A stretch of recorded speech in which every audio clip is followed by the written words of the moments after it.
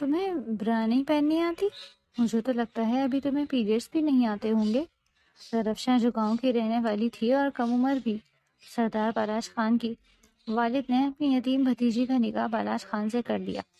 اب رو کیوں رہی ہو؟ بیوی ہو تم، میری بتاؤ جو پوچھ رہا ہوں۔ درفشاں کپکپاتے ہونٹوں کے ساتھ بولنے لگی، جی وہ مجھے برا پہنی نہیں آتی، ویسے میرے پاس ہے، تائی جان نے لا کر دی تھی۔ بالاش مسکراہٹ کے ساتھ بولا، ادھر لاؤ میں تمہیں سکھاتا ہوں۔ وہ درفشاں کی قمیص کو اتارتا، دھیرے سے اس کی گردن پر لب رکھتے۔ حویلی کے بیرونی دالان میں جشن کا شور اب دم توڑ چکا تھا، لیکن درفشاں کے دل میں بپا بے جان تھمنے کا نام ہی نہیں لے رہا تھا۔ اسے تو ٹھیک سے یہ بھی نہیں معلوم تھا کہ نکاح کے اصل معنی کیا ہوتے ہیں۔ اسے بس اتنا یاد تھا کہ تائی جان نے اسے میرون رنگ کا بھاری جوڑا پہنایا تھا، آنکھوں میں کاجل ڈالا تھا اور سر پر بھاری دوپٹہ اڑا کر اس کمرے میں بٹھا دیا تھا جو آج اسے کسی قید خانے سے کم نہیں لگ رہا تھا۔ وہ کمرے کے کونے میں بنے بڑے سے آبنوسی پلنگ پر سمٹی بیٹھی تھی، جہاں گلاب کی پتیوں کی تیز مہک اس کا دم گھونٹ رہی تھی۔ دروازہ کھلنے کی آواز پر اس کا پورا وجود لرز گیا۔ سردار بالاش خان، جس کے روب اور جاہو جلال کے قصے پورے گاؤں میں مشہور تھے، کمرے میں داخل ہوا۔ بالاش نے دروازہ مقفل کیا اور اپنی واسکٹ کے بٹن کھولتے ہوئے اس کی سمت بڑھا۔ درفشاں نے ڈر کے مارے اپنی آنکھیں میچ لی۔ بالاش اس کے عین سامنے آ کر رکا۔ اس کی قداور شخصیت کا سایہ درفشاں پر پڑ رہا تھا۔ سر اٹھاؤ درفشاں، بالاش کی آواز میں ایک خاص قسم کی کھڑدراہٹ تھی جو حکم بھی تھی اور سوال بھی۔ درفشاں کے کانپتے ہوئے آہستہ سے سر اٹھایا، اس کے معصوم چہرے پر آنسوؤں کے نشانات صاف واضح تھے۔ بالاش نے اسے سر سے پاؤں تک دیکھا۔ اس کی نظریں درفشاں کے بے ڈھنگے طریقے سے پہنے گئے لباس اور الجھے ہوئے دوپٹے پر رکی۔ تمہیں برا پہننی نہیں آتی؟ اس نے اچانک ایک ایسا سوال کیا جس نے درفشاں کو ساکت کر دیا۔ وہ اس لفظ کے معنی سے بھی شاید پوری طرح واقف نہ تھی۔ بالاش نے ایک گہرا سانس لیا اور اس کے قریب بیٹھ گیا۔ مجھے تو لگتا ہے ابھی تمہیں پیریڈس بھی نہیں آتے ہوں گے، اتنی چھوٹی ہو تم۔ میرے پاپا نے چھوٹی سی عمر کو میری زندگی میں شامل کر دیا۔ اس کے لہجے میں غصہ نہیں تھا بلکہ ایک عجیب سی بے بسی تھی۔ درفشاں کی سسکیاں بند گئی۔ اسے لگا جیسے وہ کسی امتحان میں فیل ہو گئی ہو۔ اب رو کیوں رہی ہو؟ بیوی ہو تم میری، جو پوچھ رہا ہوں اس کا جواب دو۔ بالاش نے اس کا تھوڑی سے پکڑ کر چہرہ اوپر کیا۔ درفشاں کے لب کپکپائے، آواز بمشکل حلق سے نکلی، جی وہ مجھے سچ میں نہیں آتی، تائی جان نے لا کر دی تھی پر میں نے کبھی پہنی نہیں، مجھے ڈر لگتا ہے، وہ بہت تنگ تھی۔ اس کی معصومیت بالاش کے دل پر کسی تیر کی طرح لگی۔ بالاش کی آنکھوں میں چمکتی سختی تھوڑی مدھم ہوئی تھی۔ تمہاری تائی جان نے تمہیں کچھ سکھایا نہیں؟ درفشاں نے نفی میں سر ہلایا۔ وہ کہتی تھی وقت کے ساتھ سب آ جائے گا۔ بالاش کے لبوں پر ایک ہلکی سی پراسرار مسکراہٹ رینگ گئی۔ وقت تو اب آ گیا ہے درفشاں، اگر کوئی چیز نہیں آتی تو اس کا مطلب یہ نہیں کہ تم اسے چھوڑ دو، سکھانے والا بھی تو ہونا چاہیے نا۔ اس نے اپنا ہاتھ آگے بڑھا کر درفشاں کے بالوں میں لگی پنیں نکالنا شروع کی، جس سے اس کے سیاہ بال کندھوں پر بکھر گئے۔ درفشاں کا سانس جیسے سینے میں اٹک گیا۔ ادھر لاؤ، میں تمہیں سکھاتا ہوں کہ اسے کیسے پہنا جاتا ہے اور ایک عورت کو خود کو کیسے سنوارنا چاہیے۔ بالاش کی آواز اب مخملی ہو چکی تھی۔ وہ دھیرے سے اس کے قریب ہوا، اس کی قربت سے درفشاں کے جسم میں ایک سنسنی سی دوڑ گئی۔ بالاش کے ہاتھ درفشاں کی قمیض کے ریشمی کپڑے پر رینگنے لگے۔ درفشاں نے احتجاجاً اس کا ہاتھ پکڑنا چاہا، لیکن بالاش کی گرفت نرم مگر مضبوط تھی۔ ڈرنا بند کرو، میں تمہارا محرم ہوں، اس نے سرگوشی کی۔ بالاش نے نہایت نفاست سے اور دھیرے سے اس کی قمیض کے کندھوں سے نیچے کی طرف سرکانا شروع کیا۔ درفشاں نے شرم سے اپنی گردن جھکا لی اور آنکھیں مضبوطی سے بند کر لی۔ ٹھنڈی ہوا جب اس کے ننگے کندھوں سے ٹکرائی تو وہ کانپ اٹھی۔ بالاش نے اسے خود سے قریب کیا۔ اس کی سانسوں کی تپش اب درفشاں کی گردن پر محسوس ہو رہی تھی۔ اس نے اپنے لب دھیرے سے اس کی سنگا مرمر جیسی سفید گردن پر رکھ دیے۔ درفشاں کے منہ سے ایک دبی دبی سسکی نکلی اور اس کے ہاتھ خود بخود بالاش کی شانوں پر جم گئے۔ ابھی تو تمہیں بہت کچھ سیکھنا ہے ننھی پری۔ بالاش نے اس کے کان کے پاس سرگوشی کی اور کمرے کی مدھم روشنی ان کے بدلتے ہوئے رشتوں کی گواہ بن گئی۔ پشاور شہر کے ہنگاموں سے ذرا دور ان مضافاتی علاقوں میں، جہاں پہاڑوں کی ہوائیں بھی سرداروں کے مزاج کے تابع محسوس ہوتی تھی، سردار حاکم خان کی حکومت چلتی تھی۔ اس علاقے کی زمین کا ذرہ ذرہ حاکم خان کے دہشت کے روب اور اس کے اصولوں کا گواہ تھا۔ ان علاقوں میں قانون عدالتوں سے نہیں، حویلی کے چبوترے سے نافذ ہوتا تھا، اور وہاں صرف ایک ہی نام کا طوطی بولتا تھا، سردار حاکم خان۔ لیکن اب یہ دہشت، یہ دبدبا اور یہ سرداری ایک نئے وارث میں منتقل ہو رہی تھی۔ ان کا ایک ہی بیٹا تھا، سردار بالاش خان، جو اس پورے علاقے میں دہشت کا دوسرا نام بن کر ابھرا تھا۔ بالاش خان کا اثر و رسوخ، اس کی ہیبت اور تباہ کن غصہ ایسا تھا کہ بڑے بڑے جرگوں میں جب وہ بولتا تو لوگ سانس روکے سنتے تھے۔ اس کے نام سے ہی دشمنوں کے دلوں میں ہول اٹھنے لگتے۔ اس نے بہت چھوٹی سی عمر میں ہی اپنے باپ کی سرداری کا جاہو جلال، فیصلوں کی کاٹ اور رکھ رکھاؤ دیکھ لیا تھا۔ بچپن سے ہی خون میں دوڑتی ہی سرداری نے اس کے اندر ایک عجیب سا غرور، روب اور دبدبہ پیدا کر دیا تھا۔ وہ اگر اپنے دشمنوں کے لیے کسی زہریلے ناک کی طرح ڈسنے والا تھا جس کا وار کبھی خالی نہیں جاتا تھا، تو وہ وہیں اپنوں کے لیے وہ ریشم سے زیادہ ملائم اور نرم دل تھا۔ سردار بالاش خان علاقے کی روایت کا پابند ہونے کے ساتھ ساتھ جدید دنیا کا شعور بھی رکھتا تھا۔ جب وہ اپنی اعلیٰ تعلیم مکمل کر کے واپس لوٹا تو سردار حاکم خان نے محسوس کیا کہ اب وقت آ گیا ہے کہ وہ اپنی ذمہ داریاں اس جوان کندھوں پر منتقل کر دیں۔ ایک شاندار اور پروکار تقریب میں پورے قبیلے اور معززین کی موجودگی میں حاکم خان نے اپنے بیٹے کی دستار بندی کر دی۔ اب سرداری کی وہ بھاری دستار سردار بالاش خان کے سر پر سجی ہوئی تھی، اور اس دن کے بعد سے سردار بالاش خان کا فیصلہ ہی علاقے کا حتمی فیصلہ مانا جاتا۔ اس کے لفظوں کے آگے کسی کو حرف شکایت زبان پر لانے کی جرت نہیں تھی، لیکن اس وسیع و عریض اور رعبدار حویلی کی چار دیواری کے اندر ایک اور دنیا بھی آباد تھی جس کی داستان ذرا مختلف تھی۔ سردار حاکم خان کا ایک ہی چھوٹا بھائی تھا، سردار خادم۔ خادم کی طبیعت اپنے بڑے بھائی سے بالکل برعکس تھی۔ وہ نرم دل اور صلح جو انسان تھا، لیکن زندگی نے اسے وفا نہ کی اور وہ اپنی اکلوتی بیٹی درفشاں کے بچپن میں ہی اس دنیا سے رخصت ہو گیا۔ خادم کی وفات کے بعد درفشاں کی والدہ کو اس کے میکے والے اپنے ساتھ لے گئے اور جلد ہی ان کی دوسری شادی کر دی۔ یوں درفشاں ایک ہی وقت میں باپ کے سائے اور ماں کی ممتا سے محروم ہو کر مکمل طور پر یتیم ہو گئی۔ اس کے بعد درفشاں کو اس کے تایا سردار حاکم خان کی حویلی میں لایا گیا۔ وہ اسی حویلی کے وسیع دالانوں میں پلنے بڑھنے لگی۔ اس کی پرورش کا تمام تر ذمہ حاکم خان کی بیوی ندرت بیگم نے اٹھایا۔ ندرت بیگم درفشاں کی تائی جان تو تھی، لیکن ان کے دل میں ممتا سے زیادہ حاکمیت کا جذبہ موزون تھا۔ ندرت بیگم کا حویلی کی عورتوں اور ملازماؤں پر ایک ایسا روب اور دبدبہ تھا کہ جب وہ بات کرتی تو مقابل کے چھکے چھوٹ جاتے۔ ان کی غضبناک نگاہوں کے سامنے بڑوں کے ماتھے پر پسینہ آ جاتا تھا۔ درفشاں ویسے ہی پیدائشی طور پر ایک نازک دلی، سہمی اور حساس سی لڑکی تھی۔ حالات کی صدم ظریفی اور یتیمی کے احساس نے اسے مزید خاموش طبع بنا دیا تھا۔ وہ اپنی تائی جان سے حد درجہ خوفزدہ رہتی۔ ندرت بیگم کی اونچی آواز سن کر ہی اس کا دل سینے سے دھڑکنے بھول جاتا تھا۔ اس لیے وہ زیادہ تر وقت اپنے کمرے میں یا حویلی کے ان حصوں میں گزارتی جہاں تائی جان کا گزر کم ہوتا۔ وہ ان کے سامنے آنے سے گریز کرتی اور ان کے ہر حکم کے بغیر کسی چون چرا کے تعمیل کرتی۔ وقت گزرتا رہا اور اب درفشاں 18ویں کے سن کو لگ چکی تھی۔ ابھی اس نے بچپن کی دہلیز پوری طرح پار بھی نہیں کی تھی کہ اس کی زندگی کا ایک اور بہت بڑا فیصلہ کر لیا گیا۔ قبیلے کی سب سے بڑی اور کڑی روایت یہ تھی کہ بیٹیوں کو کبھی قبیلے یا خاندان سے باہر نہیں بیاہا جاتا تھا، اور سرداروں کے لیے تو یہ اصول اور بھی سخت تھا کہ انہیں اپنے ہی خون، اپنے ہی خاندان میں شادی کرنی پڑتی۔ سردار بالاش خان، جس کی دستار بندی ہو چکی تھی اور جو اب قبیلے کا سربراہ تھا، اس کے لیے پورے خاندان میں کوئی اور رشتہ موجود نہیں تھا۔ دوسری جانب درفشاں کے جوڑ کا بھی قبیلے میں کوئی دوسرا لڑکا نہ تھا۔ یوں روایت کی آہنی زنجیروں نے ان دو بالکل مختلف انسانوں کو ایک ہی بندھن میں باندھنے کا فیصلہ کر لیا۔ سردار بالاش خان جتنا بھی پڑھ لکھ گیا تھا، وہ اپنے قبیلے کی روایات اور اپنے باپ کے فیصلوں سے بغاوت نہیں کر سکتا تھا۔ اس کے لیے سرداری کا مطلب ہی روایت کا تحفظ تھا۔ اس نے کوئی احتجاج نہیں کیا، کوئی سوال نہیں اٹھایا اور چپ چاپ درفشاں سے نکاح کے لیے حامی بھر لی۔ سچ تو یہ تھا کہ بالاش نے آج تک درفشاں کو کبھی ٹھیک سے نظر بھر کر دیکھا بھی نہیں تھا۔ اسے بس اتنا ہی علم تھا کہ اس کی اتنی بڑی حویلی کے کسی کونے میں اس کی ایک یتیم کزن بھی رہتی ہے جو اس کے مرحوم چچا کی نشانی ہے۔ وہ کیسی دکھتی ہے، کیا کرتی ہے، اس کی سوچ کیسی ہے، بالاش کو اس بارے میں قطعی طور پر کوئی معلومات نہیں تھی۔ اور اس کی دو بڑی وجوہات تھی۔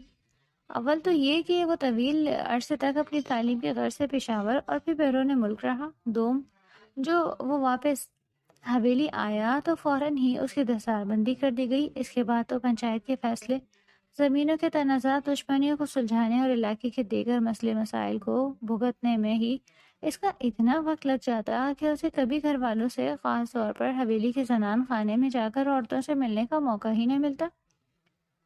اور آج حویلی میں چراغات ہے، شہنائیاں بج رہی تھیں، کیونکہ آج سردار بلاش خان اور درفشاں کا نکاح ہو چکا تھا۔ حویلی کے مردانے میں سردار حاکم خان کا سینہ خوشی اور فخر سے چوڑا ہو گیا تھا۔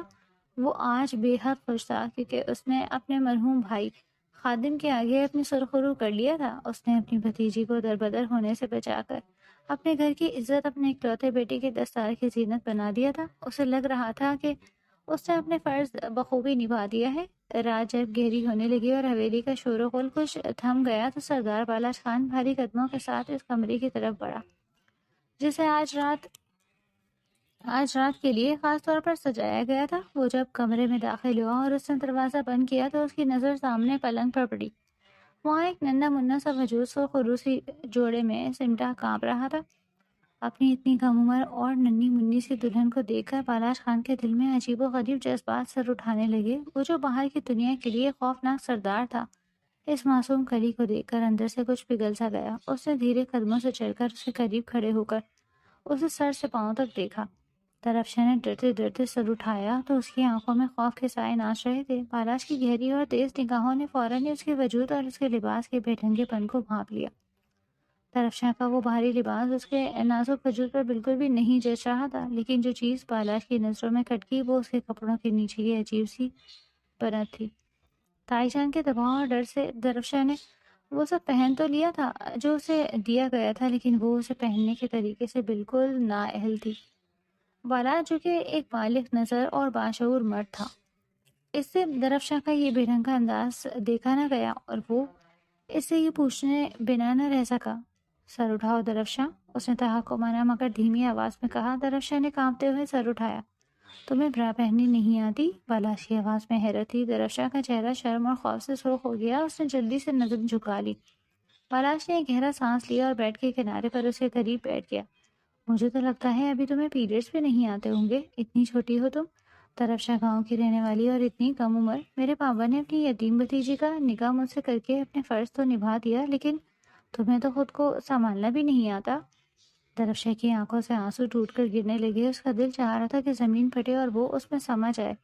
اب رو کیوں رہی ہو؟ بیوی ہو تو میری، بتاؤ جو پوچھ رہا ہوں۔ بالاش نے ذرا سختی مگر اپنائیت سے اس کا چہرہ اوپر کیا۔ درفشاں کپکپاتے ہونٹوں کے ساتھ ہچکیاں لیتے ہوئے بولنے لگی، جی وہ مجھے برا پہننی نہیں آتی، ویسے میرے پاس ہے، تائی جان نے لا کر دی تھی پر میں نے پہنی نہیں۔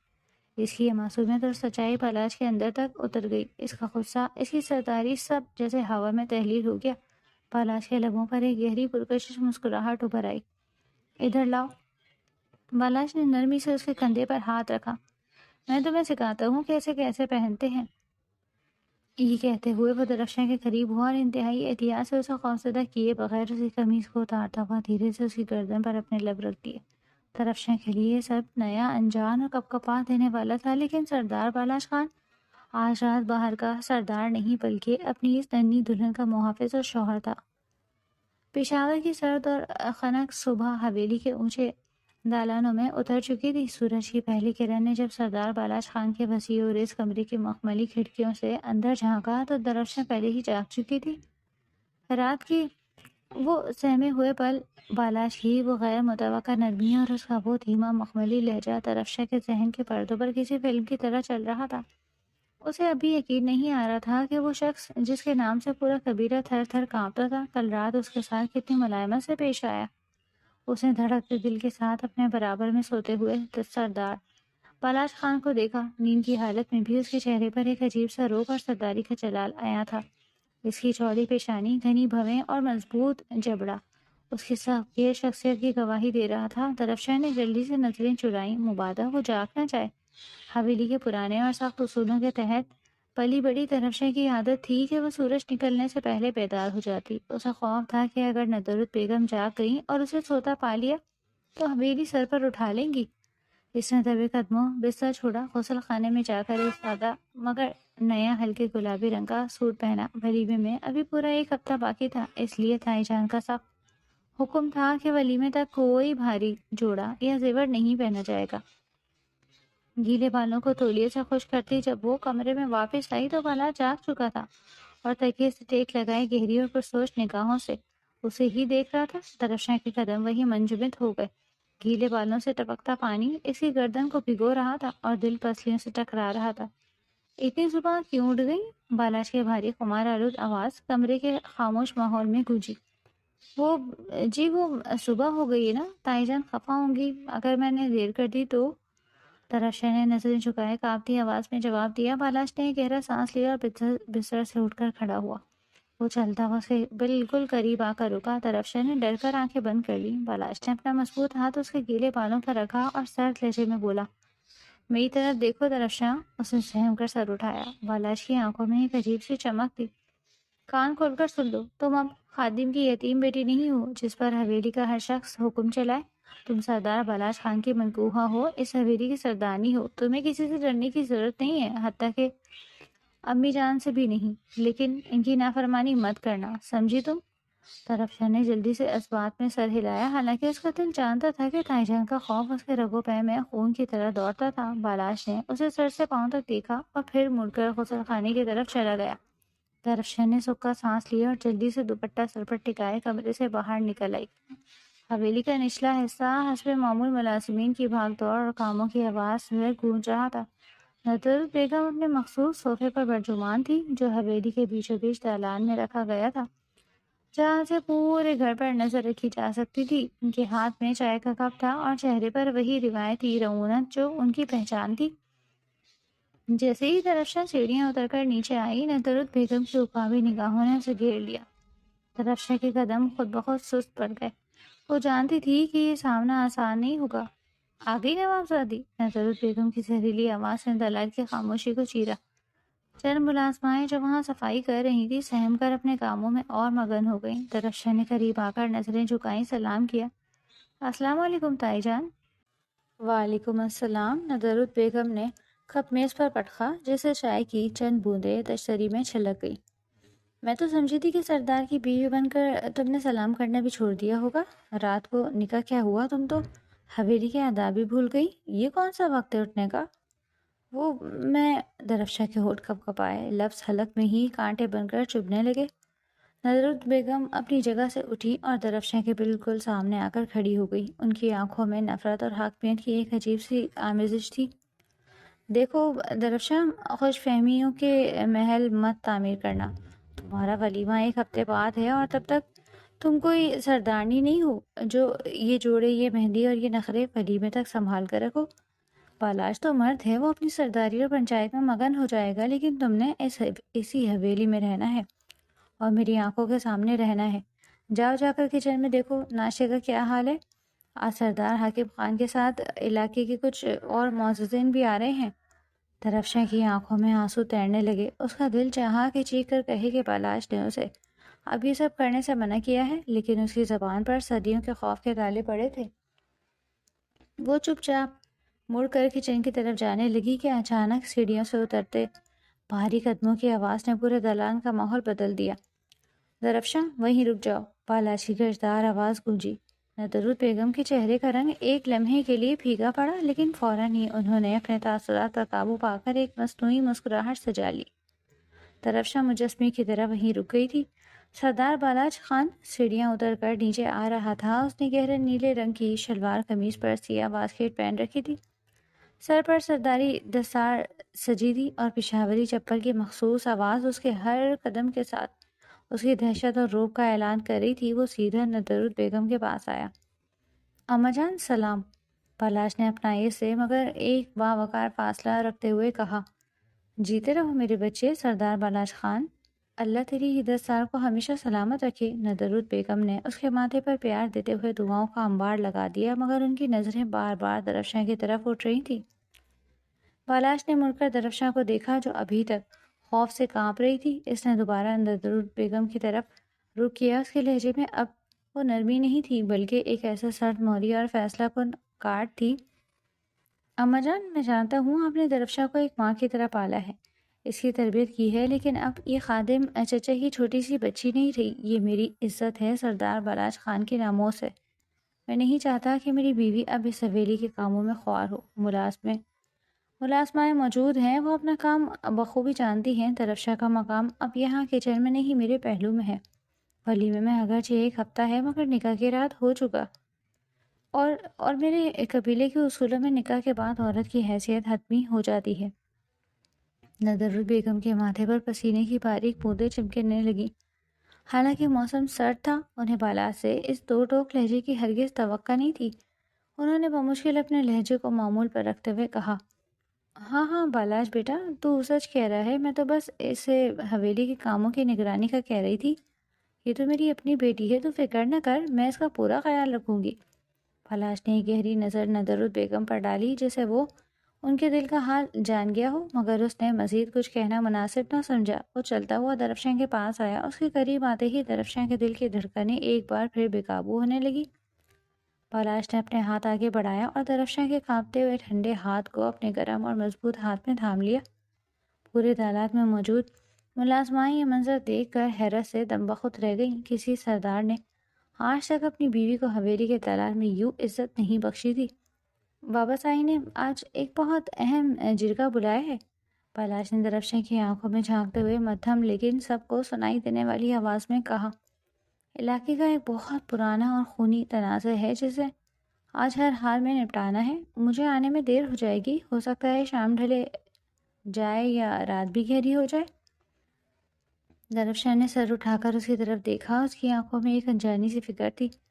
بالاش کے لیے یہ فکر ایک بالکل نیا اور دل فریب احساس تھا۔ تم نے میرے آنے تک اپنے کمرے سے باہر نہیں نکلنا۔ بالاش کا یہ جملہ درفشاں کے لیے ایک حکم بھی تھا، اور اسے تائی جان کے زہریلے تانوں سے بچانے کی ایک ڈھال بھی۔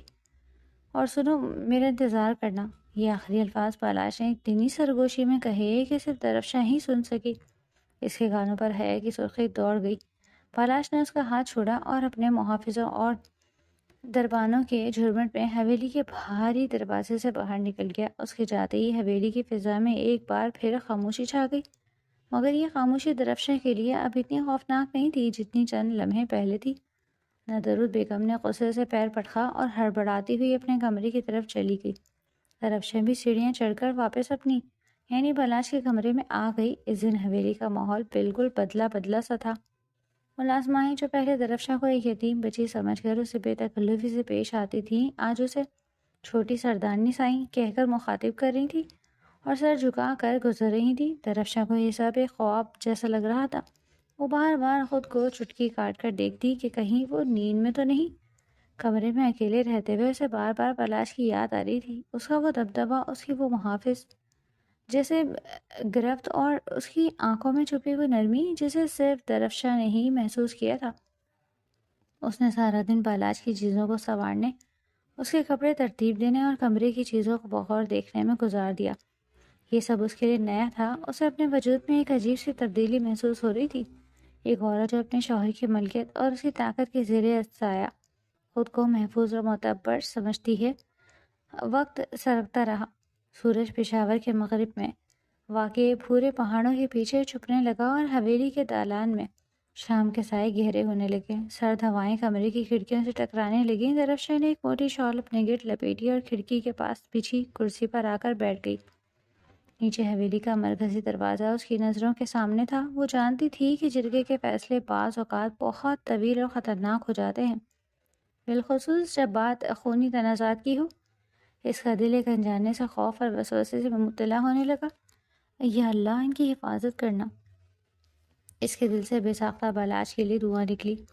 یہ پہلا موقع تھا جب اس نے کسی اپنے کے لیے اس طرح فکر مند ہو کر دعا مانگی تھی۔ رات کی سیاہی مزید گہری ہو گئی۔ کتے دور کہیں بھونک رہے تھے اور سناٹا ہر طرف طاری تھا۔ درفشے کی آنکھیں دروازے پر جمی تھی کہ اچانک دور سے آتی گاڑیوں کے ہیڈ لائٹس کی تیز روشنی نے اندھیرے کو چیر دیا۔ ایک کے بعد ایک لینڈ کروزر حویلی کے مرکزی احاطے میں داخل ہوئی اور بریکوں کی چرچراہٹ کے ساتھ رک گئی۔ درفشاں کا دل تیزی سے دھڑکنے لگا۔ اس نے کھڑکی کے شیشے سے ماتھا ٹکا دیا۔ درمیان والی گاڑی کا دروازہ کھلا اور سردار بالاش خان اپنے مخصوص تم تراک اور روب کے ساتھ باہر نکلا۔ اس کے کپڑوں پر گرد تھی اور چہرے پر تھکن کے آثار، مگر اس کی چال میں وہی شاہانہ انداز تھا۔ اس نے بے ساختہ اوپر اپنے کمرے کی کھڑکی کی طرف دیکھا۔ درفشاں جلدی سے پیچھے ہٹ گئی، لیکن وہ جانتی تھی کہ بالاش نے اسے دیکھ لیا ہے۔ اس کے قدم اب سیڑھیوں کی طرف بڑھ رہے تھے اور درفشاں کا دل سینے سے نکلنے کو بےتاب تھا۔ یہ کیسا رشتہ تھا؟ جس شخص سے کل تک وہ موت کی طرح ڈرتی تھی، آج اسی کے قدموں کی چاپ اس کے اندر زندگی کی ایک نئی لہر دوڑا رہی تھی۔ انتظار کی گھڑیاں ختم ہو چکی تھیں اور سردار واپس آ گیا تھا۔ حویلی میں ولیمے کی تیاریوں کا عروج تھا۔ ہر طرف رنگ و نور کی برسات تھی، شامیانے لگ چکے تھے اور دیگوں کی خوشبو سے پورا علاقہ مہک رہا تھا۔ درفشاں کے لیے یہ سب کسی طلسماتی خواب جیسا تھا۔ بالاش کی نرمی اور اس کی پناہ نے درفشاں کے اندر برسوں سے جمی برف کو پگھلا دیا تھا۔ اس نے تو ابھی سے سکنا چھوڑ کر کھل کر سانس لینا اور جینا سیکھا ہی تھا، مگر تقدیر کو شاید اسی حویلی کا یہ سکھ اور درفشاں کے لبوں پر آئی یہ نئی نئی مسکراہٹ ایک آنکھ نہ بھائی۔ ولیمے میں ابھی سے 2 دن باقی تھے جب پشاور ہائی وے سے آنے والی ایک منحوس خبر حویلی کے اونچے در و دیوار پر کسی قہر خداوندی کی طرح نازل ہوئی۔ سردار بالاش خان کی گاڑی کھائی میں گر گئی۔ سردار کی حالت بہت نازک ہے۔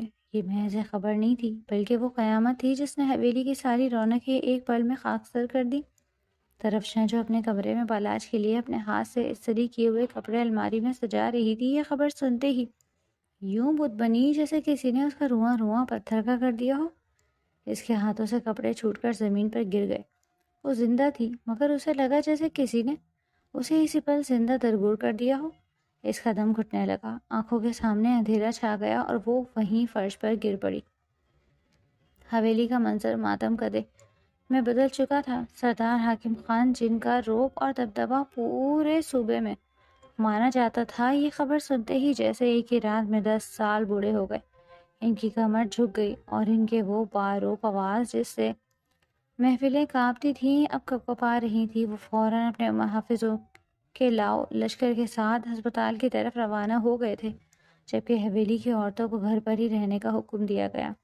ڈاکٹروں نے بالاش کی حالت کو انتہائی تشویشناک قرار دیا تھا۔ اس کے سر پر گہری چوٹیں آئی تھیں اور بہت زیادہ خون بہہ چکا تھا۔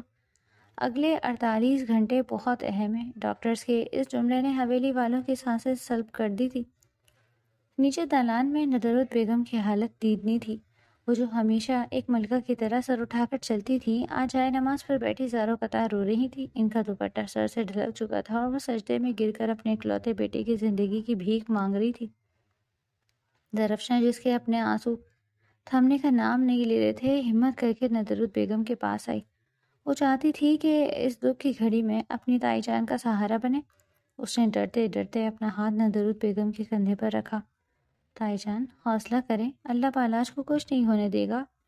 درفشاں کی آواز ہچکیوں میں گم تھی۔ ندرت بیگم نے جیسے ہی درفشاں کی آواز سنی، ان کے اندر کا سارا گرد دکھ اور حاکمیت ایک بھیانک غصے میں تبدیل ہو گیا۔ انہوں نے جھٹکے سے درفشاں کا ہاتھ جھٹکا اور کھڑی ہو گئی۔ ان کی آنکھیں رو رو کر سرخ ہو چکی تھیں اور ان میں درفشاں کے لیے خالص نفرت ابل رہی تھی۔ میرے قریب مت آنا تم! ندرت بیگم کی چیخ سے پورے دالان میں سناٹا چھا گیا۔ تم منحوس ہو، ہاں تم ایک کالی نحوست ہو، جس نے قدم رکھتے ہی میرے ہنسے بسے گھر کو کھنڈر بنا دیا۔ درفشاں خوف سے 2 قدم پیچھے ہٹ گئی، اس کے ہونٹ کانپ رہے تھے۔ پہلے اپنی منحوسیت سے اپنے ماں باپ کو کھا گئی اور اب میرے شیر جوان بیٹے کو بھی نگل گئی۔ جب سے تمہارا اس گھر میں قدم پڑا ہے، میری حویلی پر نحوست کے سائے چھا گئے ہیں، جو شاید اب کبھی ختم نہیں ہوں گے۔ ندرت بیگم اپنے سینے پر ہاتھ مارتے ہوئے رو رہی تھی اور ان کے ہر لفظ درفشاں کے دل پر تیز خنجر کی طرح وار کر رہے تھے۔ نہ جانے سردار حاکم خان کی عقل پر کون سا پردہ پڑ گیا تھا کہ انہوں نے تم جیسی یتیم اور بچہ گن لڑکی کو میرے بیٹے کے پلے باندھ دیا۔ وہ سرداروں کا سردار، اتنی اونچی شان و شوکت والا، جس کے لیے میں نے کتنے اونچے گھرانوں کی لڑکیاں دیکھی تھی، اور حاکم خان نے نہ جانے کیوں اتنا گھٹیا اور بے جوڑ رشتہ کر دیا۔ کھا گئی تم میرے لال کو۔ ندرت بیگم روتے روتے نڈھال ہو کر صوفے پر گر گئیں۔ دیگر ملازمائیں فوراً انہیں سنبھالنے دوڑی، مگر کسی نے درفشاں کی طرف مڑ کر بھی نہیں دیکھا۔ وہ وہاں اکیلی مجرموں کی طرح کھڑی تھی۔ ندرت بیگم کے لفظوں نے اس کے اندر وہ احساس کمتری اور یتیمی پھر سے جگا دی تھی، جسے بالاش کی ایک نگاہ نے مٹا دیا تھا۔ وہ روتی ہوئی سیڑھیاں چڑھ کر واپس بلاش کے کمرے میں آ گئی اور دروازہ بند کر کے وہیں زمین پر بیٹھ کر پھوٹ پھوٹ کر رونے لگی۔ دوسری جانب اسپتال کی VIP وارڈ کے باہر ایک الگ ہی جنگ جاری تھی۔ سردار حکیم خان وارڈ کے شیشے سے اپنے جوان سال بیٹے کو مشینوں اور نالیوں میں جکڑا دیکھ رہے تھے۔ تبھی ان کا سب سے خالص اور وفادار محافظ گلاب خان تیزی سے ان کے پاس آیا۔ ان کے چہرے پر غصہ اور سانسیں اکھڑی ہوئی تھی۔ سردار سائیں، گلاب خان نے سرگوشی میں مگر کانپتی ہوئی آواز میں کہا، یہ کوئی حادثہ نہیں تھا۔ ہم نے گاڑی کا ملبہ چیک کروا لیا ہے، بریک کی تاریں کاٹی گئی تھی اور جس ٹرک نے ٹکر ماری وہ جان بوجھ کر گھات لگائے کھڑا تھا۔ یہ سیدھا سیدھا قتل کا حملہ تھا جیسے ایکسیڈنٹ کا روپ دیا گیا۔ سردار حکیم خان کی آنکھوں میں جیسے خون اتر آیا تھا۔ ان کے بوڑھے مگر مضبوط ہاتھوں کی مٹھیاں بھیج گئیں۔ کس نے کی ہے یہ جرأت؟ حکیم خان کی آواز میں وہ گرج تھی جس نے اسپتال کے کوریڈور میں کھڑے محافظوں کے رونگٹے کھڑے کر دیے تھے۔ سردار سائیں، یہ اسی قبیلے کا کام ہے جس کے خلاف سردار بلاش نے اس دن پنچایت میں فیصلہ سنایا تھا۔ زرخان قبیلے نے اپنے ہتک کا بدلہ لیا ہے، لڑکوں کا خون کھول رہا ہے۔ بس آپ کا ایک اشارہ چاہیے، راتوں رات زرخان کی حویلیاں راکھ کر ڈھیر نہ بنا دیں تو ہم پختون نہیں۔ گلاب خان نے غصے سے دانت پیستے ہوئے کہا، حویلی کے دیگر محافظ بھی بندوقوں پر ہاتھ رکھے سردار کے حکم کے منتظر تھے، مگر سردار حکیم خان کوئی کچے کھلاڑی نہیں تھے۔ انہوں نے غصے کا گھونٹ پیا اور ہاتھ اٹھا کر سب کو روکا۔ نہیں، کوئی گولی نہیں چلائے گا، کوئی حویلی نہیں جلے گی۔ حکیم خان کا فیصلہ اٹل تھا۔ محافظ حیرت سے اپنے سردار کو دیکھنے لگے۔ گلاب خان تڑپ کر بولا، سائیں، انہوں نے ہمارے سردار پر ہاتھ ڈالا ہے اور ہم خاموش بیٹھے۔ میں نے کہا کوئی حرکت نہیں ہوگی۔ حکیم خان کی آواز سرد اور کاٹدار تھی۔ جب تک میرا بیٹا سردار بلاش خان خود ہوش میں نہیں آ جاتا کوئی فیصلہ نہیں ہوگا۔ یہ جنگ اب اس کی ہے، وہی اٹھے گا اور وہی اپنا بدلہ لے گا۔ تم لوگ بس حویلی اور اسپتال کی سیکیورٹی 4 گنا بڑھا دو۔ زرخان کا کوئی بندہ ادھر بھٹکنا بھی نہیں چاہیے، جاؤ۔ محافظوں کے دلوں میں انتقام کی آگ بھڑک رہی تھی، مگر سردار کا حکم سردار کا ہی ہوتا ہے۔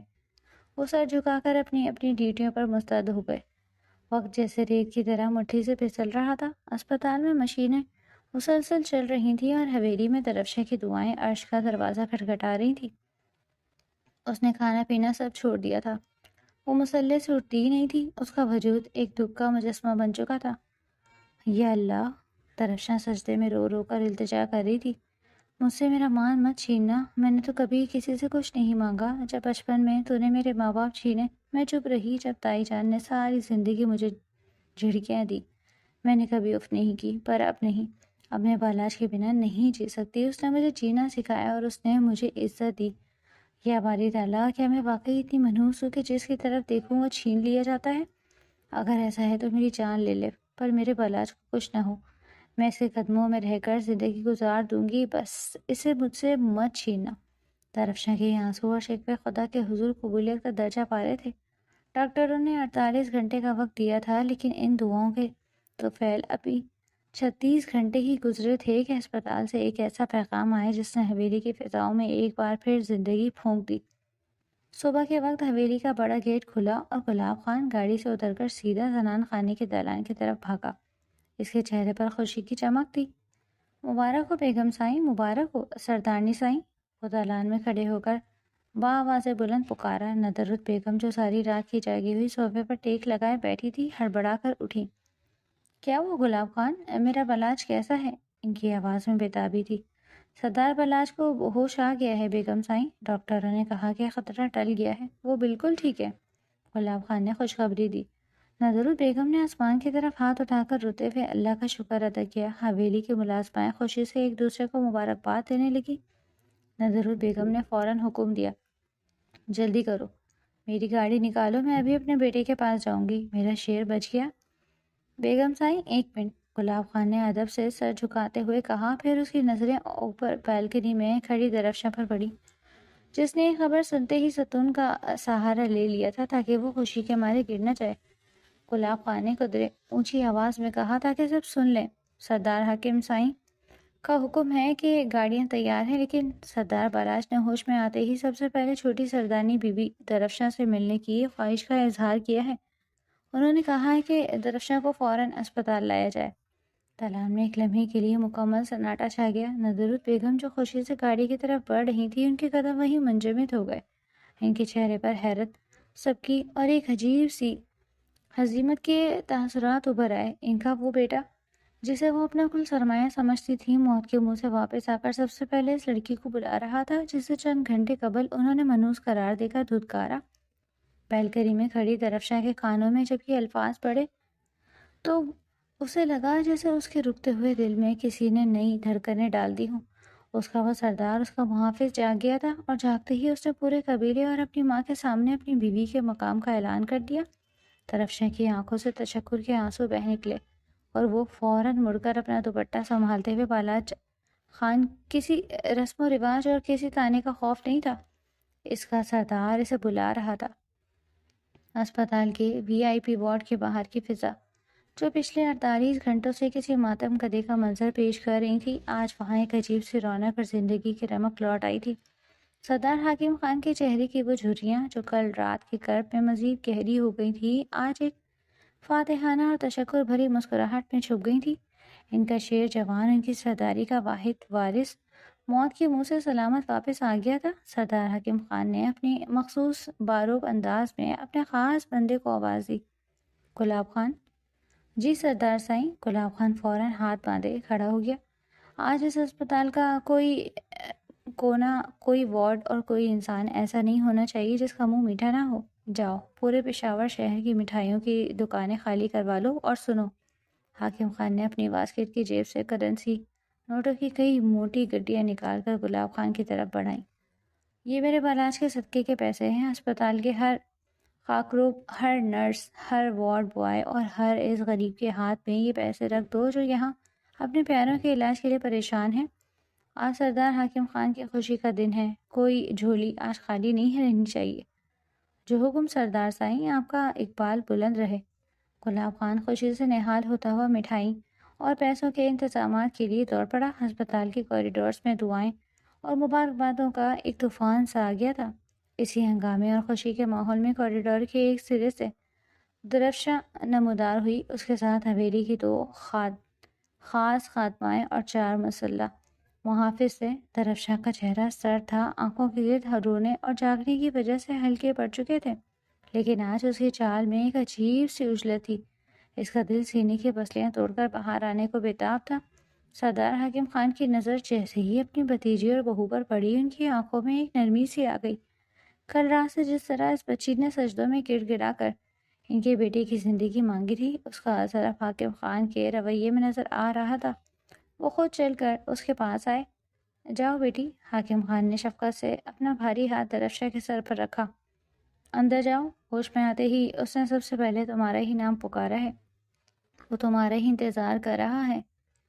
درفشاں کے لب کپ کپ آئے، اس نے اس بات میں سر ہلایا اور لڑز سے قدموں کے ساتھ وی آئی پی وارڈ کے باہری دروازے کی طرف بڑھی۔ خادماؤں نے دروازہ کھولا اور اس نے اندر داخل ہو کر دروازہ بند کر دیا۔ سامنے بیڈ پر سردار بالاج خان نیم دراز تھا، اس کے سر پر پٹیاں بندھی تھی، ماتھے پر خراشوں کے نشان تھے اور بائیں بازو پر ڈرپ لگی ہوئی تھی۔ خون زیادہ بہہ جانے کی وجہ سے اس کا گندمی رنگ قدرے پیلا پڑ چکا تھا، لیکن اس کی وہ عقابی اور گہری نگاہیں آج بھی اسی شدت سے چمک رہی تھی۔ جیسے ہی درفشاں نے اسے اس حالت میں دیکھا، اس کے قدم وہیں منجمد ہو گئے اور آنکھوں سے آنسوؤں کا ایک نیا سیلاب امڈ آیا۔ وہ منہ پر ہاتھ رکھے اپنی سسکیاں دبانے کی کوشش کر رہی تھی۔ بالاج نے آہستہ سے سر موڑا اور دروازے کے پاس کھڑی اپنی ننھی سی سہمے ہوئے وجود والی دلہن کو دیکھا۔ اس کے لبوں پر ایک کمزور مگر انتہائی دل فریب مسکراہٹ ابھر آئی۔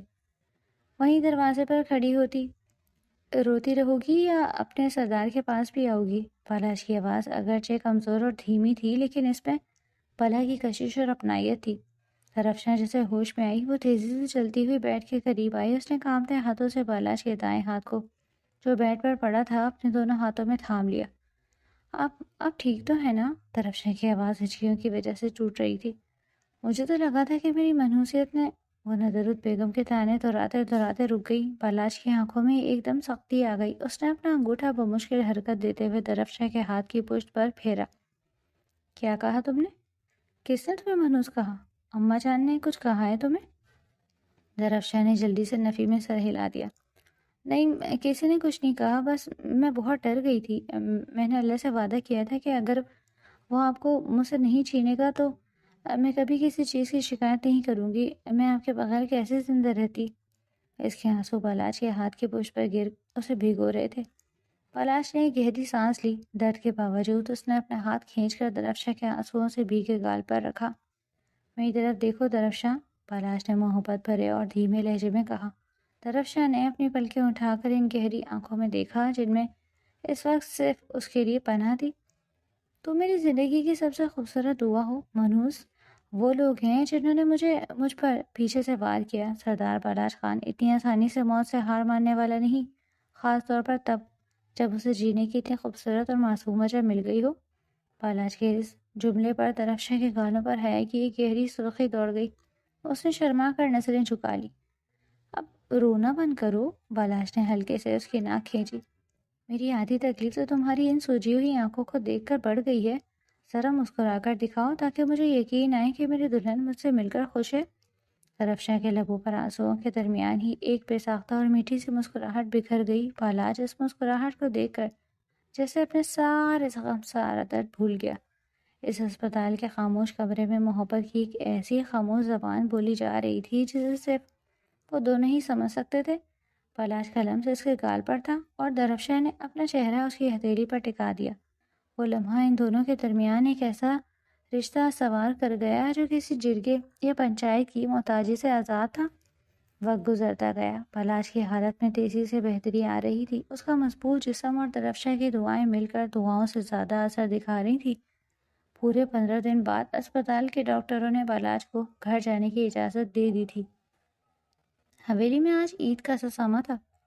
پورے 15 دن بعد سردار پلاش خان حویلی واپس آ رہا تھا۔ مرکزی دروازے سے لے کر دالان تک سرخ قالین بچھائے گئے تھے۔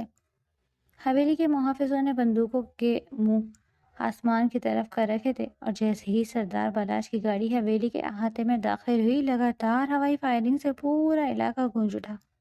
یہ پختون روایت کے مطابق سردار کی زندگی بچ جانے اور اس کی فاتحانہ واپسی کا اعلان تھا۔ دالان میں ندرت بیگم بے چینی سے ٹہل رہی تھیں۔ ان کے ہاتھوں میں صدقے کے لیے کالے بکروں کی رسیاں اور پیسوں سے بھرے تھال تھے۔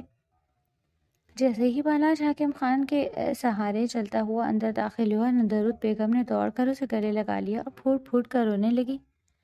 میرا شیر آ گیا، میرے جگر کا ٹکڑا واپس آ گیا۔ وہ پلاش کا ماتھا اس کے ہاتھ چومتی جا رہی تھی۔ پلاش نے بھی مسکرا کر اپنی ماں کو گلے لگایا، مگر اس کی نظریں ہجوم میں کسی اور کو ڈھونڈ رہی تھی۔ درفشا دالان کے ایک کونے میں ایک ستون کی اوٹ میں کھڑی تھی۔ آج اس نے ہلکے نیلے رنگ کا ایک نفیس سا جوڑا پہنا ہوا تھا۔ وہ نہیں چاہتی تھی کہ تائی جان کو غصے کو دوبارہ دعوت دے، اس لیے وہ جان بوجھ کر پیچھے کھڑی رہی۔ لیکن پلاش کی عقابی نگاہوں نے اسے ڈھونڈ ہی نکالا۔ پلاش نے ماں سے الگ ہو کر درفشا کی طرف دیکھا اور آنکھوں ہی آنکھوں میں اسے اپنے پاس آنے کا اشارہ کیا۔ درفشا کے ہونٹوں پر ایک حیادار مسکراہٹ ابھری، لیکن اس نے نظریں جھکا لی۔ دن بھر حویلی میں لوگوں کا تانتا بندھا رہا۔ علاقے کے سردار، معززین اور قبیلے کے لوگ اپنے سردار کی خیریت دریافت کرنے آتے رہے۔ رات خاصی گہری ہو چکی تھی جب پلاش حویلی کے نچلے حصے سے فارغ ہو کر اپنے کمرے میں آیا۔ اس کے جسم میں ابھی بھی کمزوری تھی اور چوٹوں کا درد باقی تھا۔ کمرے میں داخل ہوتے ہی اسے ایک عجیب سا روح پرور سکون محسوس ہوا۔ کمرے میں مدھم سی روشنی تھی اور فضا میں عود اور گلاب کی ہلکی ہلکی خوشبو پھیلی ہوئی تھی۔ پلاش آہستگی سے چلتا ہوا بیڈ پر آ کر لیٹ گیا۔ اس نے سر مڑ کر دیکھا، کمرے کے ایک گوشے میں جائے نماز بچھی ہوئی تھی۔ درفشا جس نے سفید رنگ کا ایک بڑا سا دوپٹہ اوڑھ رکھا تھا، سجدے میں گری ہوئی تھی۔ رات کا پچھلا پہر تھا اور وہ اپنے رب کے حضور شکرانے کے نوافل ادا کر رہی تھی۔ پلاش خاموشی سے اپنی جگہ لیٹا، اسے دیکھتا رہا۔ کمرے میں مکمل خاموشی تھی، صرف درفشا کی دبی دبی سسکیاں اور تسبیح کے دانوں کی ہلکی سی آواز اس خاموشی کو توڑ رہی تھی۔ پلاش کو محسوس ہوا کہ اس کے پاس دولت، طاقت اور روب تو ہمیشہ سے تھا، لیکن ایک ایسا مخلص دل جو رات کی تاریکیوں میں اٹھ کر صرف اس کی زندگی اور سلامتی کے لیے روتا ہو، یہ اس کی زندگی کی سب سے بڑی کمائی تھی۔ درفشا نے سلام پھیرا اور ہاتھ اٹھا کر دیر تک دعا مانگتی رہی۔ دعا ختم کر کے جب اس نے چہرے پر ہاتھ پھیرا اور مڑی تو دیکھا کہ پلاش جاگ رہا تھا۔ اور گہری محبت پاش نگاہوں سے اسے ہی دیکھ رہا تھا۔ وہ جلدی سے اٹھی اور جائے نماز طے کر کے بالاش کے پاس آئی۔ آپ سوئے نہیں ابھی تک؟ درد تو نہیں ہو رہا زیادہ؟ اس نے فکر مندی سے پوچھا۔ پلاش نے مسکرا کر اپنا ہاتھ آگے بڑھایا۔ درفشان نے ہچکچاتے ہوئے اپنا ہاتھ اس کے ہاتھ میں دے دیا۔ پلاش نے اسے کھینچ کر بیٹھ کے کنارے اپنے بالکل قریب بٹھا لیا۔ درد تو اب میرے قریب بھی نہیں آ سکتا درفشاں۔ پلاش نے اس کے ہاتھ کو اپنے لبوں سے لگاتے ہوئے سرگوشی کی۔ تمہارے ان سجدوں نے اور ان آنسوؤں نے میرے سارے درد دھو دیے ہیں۔ مجھے نہیں معلوم تھا کہ سرداری کی اس کٹھور دنیا میں میرے حصے میں اتنا خالص، اتنا سچا رشتہ بھی آ سکتا ہے۔ درفشاں کی آنکھیں تشکر و محبت سے بھر گئی۔ آپ میری کل کائنات ہیں سردار بلاش خان۔ میں نے اللہ سے وعدہ کیا تھا کہ اگر آپ گھر آ گئے تو میں ساری رات شکرانے کے نفل پڑھوں گی۔ تو پھر میری ایک بات مانو گی؟ پلاش نے اس کی آنکھوں میں جھانکتے ہوئے کہا۔ جی، درفشاں نے دھڑکتے ہوئے دل کے ساتھ جواب دیا۔ تم میرے پاس میرے پہلو میں سر رکھ کر لیٹ جاؤ، مجھے یہ یقین دلاتی رہو کہ تم میرے پاس ہو تاکہ میں سکون سے سو سکوں۔ باقی نوافل تم کل پڑھ لینا۔ پلاش کی آواز میں ایک ایسا حق تھا جس سے انکار ممکن ہی نہیں تھا۔ درفشاں کا چہرہ شرم سے سرخ ہو گیا۔ اس نے خاموشی سے سر جھکایا اور پلاش کے دائیں جانب اس کے سینے کے قریب اپنا سر رکھ کر لیٹ گئی۔ پلاش نے اپنا بازو اس کے گرد حمائل کر لیا۔ اس رات حویلی کے اس وسیع و عریض کمرے میں دو ایسے وجود تھے جو محبت، شکر گزاری اور ایک دوسرے کے احساسات کے حصار میں مکمل طور پر قید ہو چکے تھے۔ باہر سرد ہوائیں چل رہی تھیں مگر کمرے کے اندر ایک لازوال گرم جوشی اور طمانینت کا راج تھا۔